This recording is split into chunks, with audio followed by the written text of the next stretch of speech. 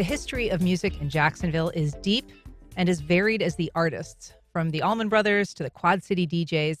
And for the second year, a local music event aims to both explore and build on that legacy. Here to tell us about RAP's second annual music tour is Shannon Blankenship, Executive Director of Riverside Avondale Preservation. Good morning, Shannon. Hi, Ann. Thanks for having me. Nice to have you back. We're also joined by artist photographer Max Michaels, who's also founder and publisher of Movement Magazine. Good morning, Good Max. morning. How are you? Great. And via video, we're joined by John Glass, author of Occupancy 250 Fans, Bands, and Fried Chicken, the stories of Einstein a Go-Go. Good morning, John. Good morning. Great to be here. It's great to have you. And, congratulations on the book. I know it's been very well received here in town. What made you want to record this club's history? You're a former customer yourself. So I'm just curious, what made you want to compile this really extensive memoir collection of all stories and photos? Well, I I am among the many who have wanted this book to happen, and was lucky enough to be a part of the group that actually did put it together.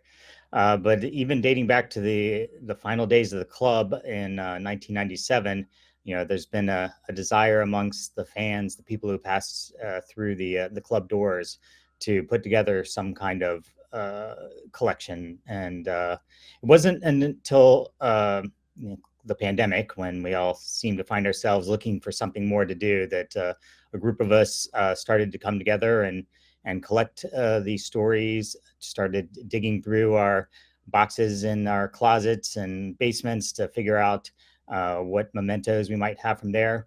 And fortunately, we were the group of us that ended up producing this: Allison Durham, Dee Edenfield Marling, and Jennifer Curry Compton. We all, had ways to pull this together, and while it took a couple of years, we really feel like we brought the best of the stories and the memories, and many of the photos and mementos from that era, all together in this one book.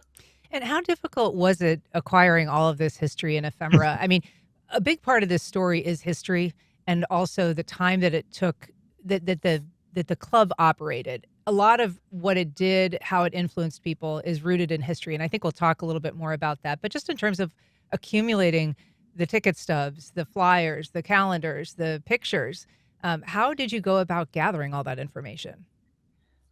So that definitely is, or was one of the challenges when we brought this ourselves together and trying to figure out, what do we have, or what might we be able to get our hands onto. So it came together. The collection came together in a couple different ways. One, we have a Facebook group that is fairly active. There's nearly 4,000 people who are part of the Einstein a Go-Go group. And so we were able to certainly put calls out there for people to share what they have saved from the days. So that was definitely helpful. We had people scanning in ticket stubs, or sharing the actual physical photo that they had snapped during those days. Thinking about that era, 1985 to 1997, that predates most of the internet. Maybe a couple of years there at the end, but very much predates even the popularity of cell phones. So all the photos that appear in the book are actual film cameras. So Allison Durham, one of the co-authors, she was active photographer during the day, and capturing a lot of the images, the bands there. But we also found a couple other area photographers who seem to have collections, or at least really strong images that we could tap into. So one from Orlando, Jim Leatherman, and then another from St. Augustine, James Quine. So between at least having the photos and the visuals there, that was great. Then getting our hands on any of the mementos from that era was the other part. We knew we could get the stories from people. They're very much willing to share. We put out a call about a particular show. What do you remember? That's great. We could get interviews with bands who played there, and able to interview the daughters, Tammy and Terry, as well, from their recollection of managing or running this amazing place. Yeah, and for those who are watching our live stream, we're seeing some images from inside the club. We just saw a picture of Faith No More and then In Living Color. And it's worth mentioning, Max, just the bands that played there. I mean, there's a sort of a joke in the book about the fact that everybody's got this T-shirt, the T-shirt with the list of bands that Right. that played there. But I just have to go through some of them because it is an astonishing, and this is not exhaustive, but Sonic Youth, Royal Crescent Mob, Yo La Tengo, Nirvana, Jane's Addiction. We already mentioned Living Color, Ween, Firehose, the Red Hot Chili Peppers, Flaming Lips, Faith No More, Modern English, Mudhoney, the Violent Femmes, Fishbone, King Missile, Jonathan Richman, Camper Van Beethoven, the Meat Puppets. I mean, just an unbelievable array. Goes on and on. Yeah. How much of a part of the musical heart and soul of Jacksonville is Einstein a Go-Go? I mean, for me, it was at the inception of it for the alternative scene, because that's where I grew up. I started going when I was 15 years old, and seeing these bands was transformative. It led me to where I ended up, getting way more into the music and being able to find more music, because also the Faircloths had the Theory Shop record store, so we could not only go and hear the music, but buy the music right there. If we liked it, we'd go into the shop and see if they had it in stock and buy it. So it helped build our collections and stuff like John said, in a pre-internet era where, everything was word of mouth, or, you had to know where to go. That was the place to go. And Movement Magazine emerged out of that kind of milieu, right? And also served that purpose. I think it is hard for people to recall this pre-internet era where if you wanted to hear about a band, you couldn't search it up. You couldn't find it on the internet. You would literally have to hear it in a record store, see the band. This was, there were some college radio stations, but in this area, at least, they did not, the few that there were had pretty lackluster signals. So Right. It wasn't like you were able to hear these bands on college radio as you were in some larger cities. Oh yeah, absolutely. And that's what got me started into doing the magazine. I was going to Douglas Anderson. I was into photography. I love taking pictures. I love taking pictures of bands. It was very exciting to go to shows and try to capture that moment. And that sort of led me into wanting to have a place to put these photos. and I'd already, played around with doing comic books and publishing and stuff at a very young age, with Xerox copiers and stuff. And so that I sort of formulated that into Movement Magazine, with having a place to put these photos and to put stories along with them, so that people would be able to find them and then put those in all of the shops, the clothing stores, the record stores, the cafes, all the live music venues, all the places that used to be on every street corner when pre-internet again. Yeah. Record stores. If you're just joining us, we are talking about the music history of the First Coast ahead of RAP's second annual music tour. If you have comments or memories of the Jacksonville music scene, we want to hear from you. Give us a call at 904-549-2937. You can also email firstcoastconnect@wjct.org or reach out on social media. We've got a call from Charles on the west side. Good morning, Charles. Go ahead. Good morning, everybody.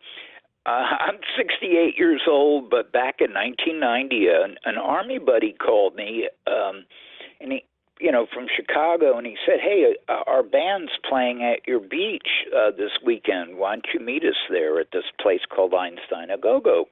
And the band was called My Life with the Thrill Kill Cult. And I got to hang out upstairs with the band before the show, and it was a great, wonderful evening. And I was in my 30s then, and I was truly the oldest man in the club. Thanks for the memories, and I'll be looking for the book. Thanks for sharing that, Charles. Obviously a well-known band name there. And they're still playing live, so I just saw them recently. Yeah, I want to ask John, particularly about the all ages factor at Einstein A Go-Go. It was unusual in the alt club scene nationally to have an all ages club. Sometimes they would have all ages nights, but in terms of being able to see every band live, all ages, meant that they didn't serve alcohol, which was also rather unique in the alt music scene. How did that impact in terms of, the really younger people that were seeing these bands and going to the club? Uh, I mean, that was key, I think, to making the club as significant in the lives of thousands of North Florida teenagers, and even probably many who came from beyond there. I mean, being all ages, serving no alcohol, that you know essentially opened the door to anyone, of course, just for that rule alone. But because of that, it allowed a lot younger people to come in, whether that's to see a band or come for dance night or just come with their friends. And so, really, Einstein's became this clubhouse of sorts, for young people to gather, and they very much had a we welcome all kind of policy. And so, there was, as long as no trouble was caused, you were allowed to be in there. And so for teens or young people who didn't really have find a place, whether that's their high school or in their community, they could definitely find potentially find their people there at Einstein's. And so yeah, the all ages factor, which was not common in the Jacksonville area or in many communities at that point, really did bring a lot of people from a lot of different backgrounds together, people looking for connection, and it happened there on First Street in Jacksonville Beach. And John, one thing that didn't occur to me until I was reading your book was how the no alcohol policy impacted the bands, which I thought was very interesting because you had interviews and comments from bands who said, it actually made the club more appealing, that they would sort of amongst themselves say, well, what these people are, they're here to see the band. They're not here to get wasted. They're here because they care about the music. And it actually, while the bands would, drink sometimes and, they would have beer backstage and Mhm. everything, they really did sometimes appreciate the fact that the audience was relatively sober. We heard that repeatedly. They really felt like the bands were the fans that were there to see them, because just for the love of music. And they might be on a tour schedule where they're playing in Orlando or Atlanta the day before, and it was very noticeable to them when they came to Einstein's, and thus why many came on repeated occasions. That this is a place where people cared about music and the culture, and each other, more so than a night at any other bar. We're talking about Jacksonville's music scene over the years, including a new book, History of Einstein A Go-Go, and you can call us at 904-549-2937. We have a call from John on the South Side. Good morning, John. Go ahead. Hi, good morning. Thanks for covering this issue. And I wanted to pose a question to your guests, the authors and such, how they think the change in not only the music scene, but some of the establishments that cater to kind of different subcultures, and maybe that's the word, is I've heard some complaints that there aren't these types of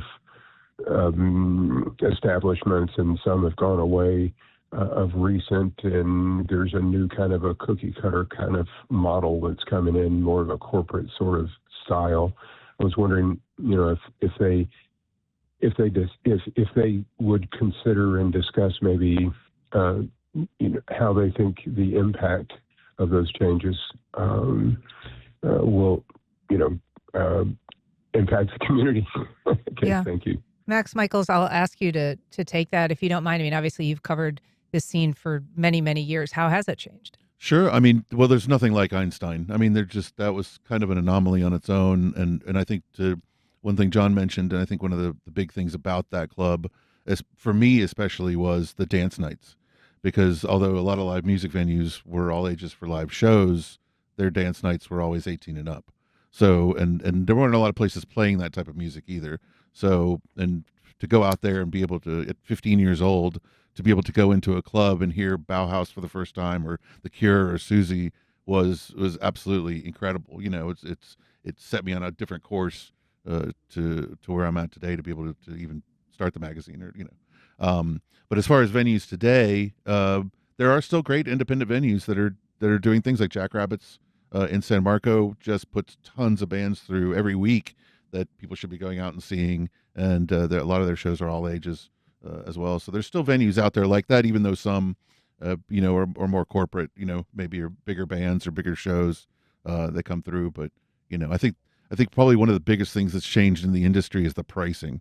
That's the big thing because it's so expensive to get into shows nowadays. Dancing itself has sort of gone by the wayside. I mean, there's places that have sort of like line dancing, but in terms of just free form dancing, there's just not as many. People don't do it as much as they used to. See, you would think that, but we do. I've been doing goth nights since '94 in Jacksonville, Okay. and we still do goth nights. And my partner Johanna Moresco does Resurgence at Albatross on the fourth Saturday of the month, and we do a Sanctuary Goth Night on the second Sunday of the month at Myth downtown, and we're on a Sunday, and we get a couple hundred people through to come, and they dress up like the kids look like they're on the cover of the old propaganda magazine from the 80s. I mean, they are really into the scene, and they dress the part, and they love it, and they come out and dance all night long. So there is some pockets of that still happening. Sure. And as my producer is noting, the silent discos are very, popular, emergent, a sort of Sure. different experience, right? Yeah, But absolutely. yeah. Those are great because you can kind of do them anywhere. I want to take a call from Denise in Arlington. Good morning, Denise. Go ahead. Hi, this is Denise. So excited to be going to the 40th reunion of Einstein. I have very fond memories my entire childhood of going to Einstein, particularly for dance nights, although I went to a lot of shows too. And one of my favorite is dancing. There was a dance contest, which I don't think I ever would have entered in my entire life, but I did, and I won. Being DJ'd, I believe, by one of the Toddy brothers. Ah, So congrats. that was super fun. That's great. We also have a call from Eric on the South Side. Good morning, Eric. Go ahead. Good morning. Taking me back some decades. I'm 77 years old, so there may be a few people out there, a few listeners that will remember this. The old Coliseum downtown. James Brown was a frequent performer. Rod Stewart, Sister Sledge, Chic, and there was Abe Levert's Record Bar. He was a big-time advertiser on radio. If anybody remembers that, you had to go downtown to look at your records, as you said earlier, Ann. And then there was the Southside Women's Club. Swinging Medallions were often there, Mouse and the Boys, the Illusions, and there was the Beaches Coliseum, Sham, the Pharaohs, Eric Burden, quite a few others. It was wonderful. You could get in for $2-3. It was before the gun culture, so you felt safe, and it was a wonderful time here in Jacksonville. Thanks Eric, for listening. Thanks so much for sharing your memory. I appreciate it. We also have a call from Omar in Riverside. Good morning, Omar. Go ahead.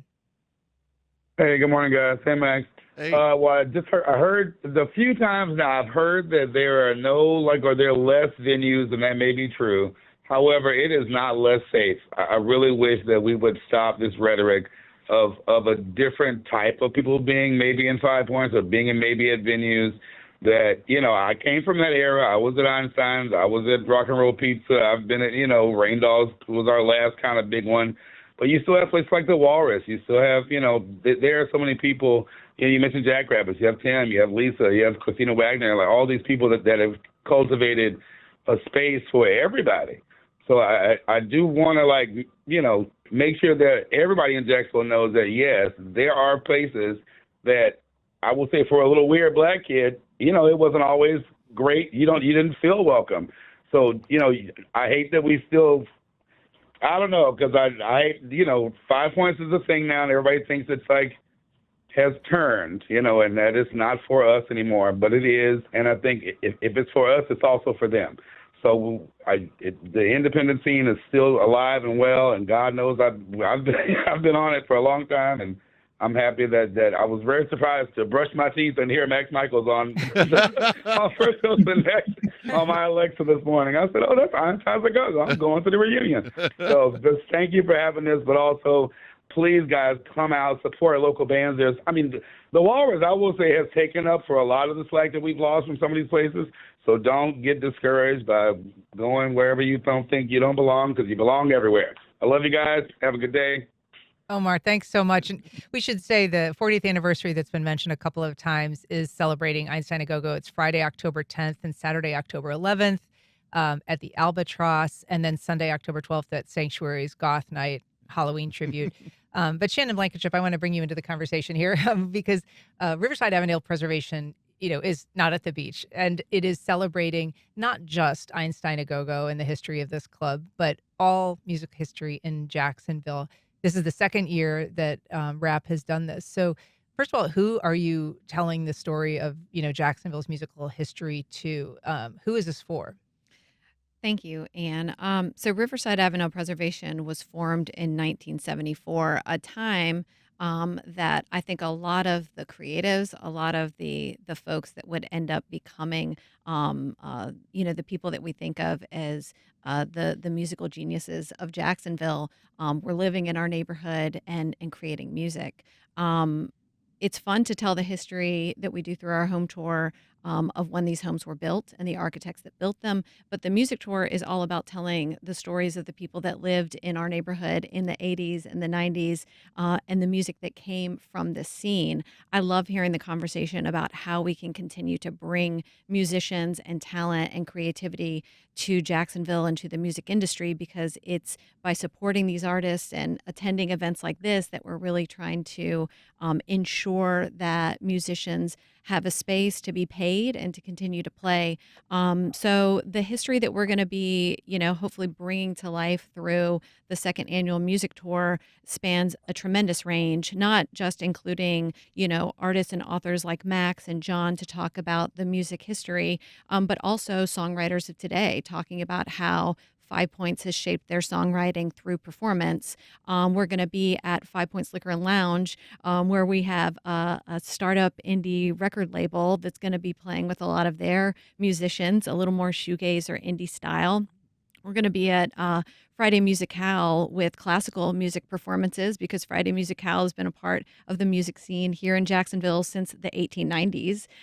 We've got tremendous performances from bands that are literally just coming together and perform and play together, because that's really what I think Five Points generated. Different musicians living, in shared spaces throughout the neighborhood and saying, hey, do you want to go jam? And so having some of those musicians come together and perform for folks at what we're calling the Kaleidoscope stage. So we tried to take the framework of the home tour, multiple different spaces, and invite you into different experiences throughout the musical history and eras of Five Points and Riverside, so that there's something for everybody. And so part of it is the physical history, places where Leonard Skinner performed, or the Allman Brothers, first started playing together. And then some of it is the musical history that's being made now. I mean, so you've got live performances by people like Christina Wagner, Tough Junkie, Jay Maestro. So you've got like a range of people who are also defining the current music scene. Exactly. As well as, I hope, shaping the next scene to come. One of the stages is going to be completely focused on learning to play musical instruments with Darren Ronan and the School of Music. And so you can learn to play ukulele, do a drum line, guitar, piano, as well as the student band. We're really going to be looking at different eras of the neighborhood and then trying to showcase that through different performance stages. At the Riverside Arts Market, actually, we're going to be speaking directly to the history of Five Points as a safe space for the LGBTQ community. And so we'll have performances all day at that stage as well. So really thinking about, the decades and eras of Five Points, the way that music came together and intersected there. And for that reason, the main stage, which is at Riverside Park, is going to be totally crazy with a brass band, with an R&B show, and then finishing off with country rock performance. So literally something for everybody. And if you hate all of that, you can come and do the silent disco with Hush Hush headphones and just switch to the channel that you prefer, with, again, a focus on live local music. Yeah. And so this is the 11th. It's Saturday. It runs from 2 to 7 p.m. And basically tickets they're general admission, but you can get a priority pass that comes with a t-shirt. Yeah, we're going to give you some merch, okay? And so, again, to support local music and continue supporting, musicians and creatives, get some tickets and then get some merch and come out and show up and support. And, folks like Max that are going to be talking about the eras of 5 Points that were so fundamental to him and his movement. We've got so many great people like that throughout the day that I think will be hopefully, discussed discussing what's important in musical history in Jacksonville. John, I want to ask you, in terms of the touring band's experiences at Einstein A Go-Go is one really strong theme throughout the book. People talking about their experiences with the Faircloth family. And it's even in the title of the book, fried chicken, which is a signature dish that Bill Faircloth would prepare for the bands. But this was a time when bands were really, traveling sort of from one dank and dirty club to another, difficult travel conditions, often staying in really, nasty little motels. And this was a rare little oasis that also the bands talked about amongst themselves, being given a home cooked meal, being treated, welcomed by the family. And then, they're just a block from the ocean is kind of this great experience for a lot of the bands that came through, really special. Very much so. And I mean, the welcoming all ages philosophy that kept the club open 5 or 6 nights a week for dancing when there wasn't live music, was the same when there was bands coming to town. So many acts we talked to, were called almost first thing, the fried chicken, Bill's specialty dish there. And knowing that, if they showed up in the afternoon for sound check, that they would get an awesome meal prepared for them. They didn't have to worry about, scrounging their last couple dollars to, hopefully get something from, say, Taco Bell or somewhere there. So they definitely got the meal. They got a chance to sort of unwind, with the ocean only a block away. They could go do that. And in talking to Tammy Faircloth, they always guaranteed that the bands would be paid. Some of these bands, I'm sure, had encounters with club managers or at different venues where, they, despite putting on a show, left with no money in their pocket, or maybe just enough to get gas. Tammy and the family made sure that the bands, got their due and were always paid out. And so, it's no wonder that the bands, even as they became bigger and bigger, knew that they would be treated well at Einstein's, and Well, John, thus came back. yeah, I think you note in your book, I mean, they did pay the bands. They almost used that as a tool to get bands to come to Jacksonville Beach. I mean, this wasn't a natural destination for a lot of these bands. But you talk about how they sort of connected with the legendary booking agent, Frank Riley, through a local band, Love Tractor. But he represented bands like Husker Du and the DBs and the Replacements. And so he was able to bring in some of these bands. And that was the lure, was no matter what the door brings in, we'll make sure that your band gets paid in full. Very much so. I mean, at that time, it's easy to imagine a band coming down the East Coast and hitting Atlanta and then skipping on over to maybe Birmingham or New Orleans, cutting Florida entirely out of the equation. So as Einstein continued to rise, and bands were looking for, okay, well, maybe we can make 6 hours out of the way to come to Jacksonville Beach, to have a club like Einstein's there, welcome you and make you feel at home and give you a break from the grind of the road was the case. And so yeah, the bands like Living Color, they played the club a couple times, and then next year they were opening for the Rolling Stones in the Gator Bowl. And so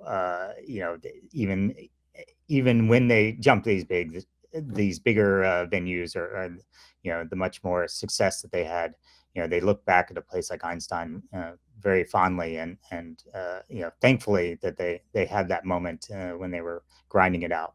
Yeah. Max, just to wrap up, I guess I'll ask you, what you hope people learn about and remember of that era. Well, I think, and one thing to John's thing, it wasn't just the bands that got treated well; it was the patrons. Me going out there as a 15-year-old and being treated with respect and welcoming, by the Faircloths was a whole different experience. It wasn't just paying a cover and walking into a venue; it was contributing to a scene and walking into a family. And that's what it was like. They treated you well. Unless you screwed up, and then they, but and I always loved that. I always felt like, it felt like a home. It felt like a place that we could go and be safe and have a great time, and enjoy ourselves with a kind of reckless abandon that you don't often get these days. Yeah. So, and that's what I think. I wish there was more of that out there today, and I hope that happens this weekend at the shows. Yeah. I love in the book, there's a couple people who sort of apologize for, sneaking in to the club, and apologizing to the fair clause, sort of after the fact. Well, thank you so much for joining us. Max Magazine, he's the founder and publisher of Movement Magazine. Shannon Blankenship, executive director of Riverside Avondale Preservation, and John Glass, author of Occupancy 250, Fans, Bands, and Fried Chicken, The Stories of Einstein A Go-Go. Thank you all so much for being here today. I really appreciate it. Thank you. It's a pleasure.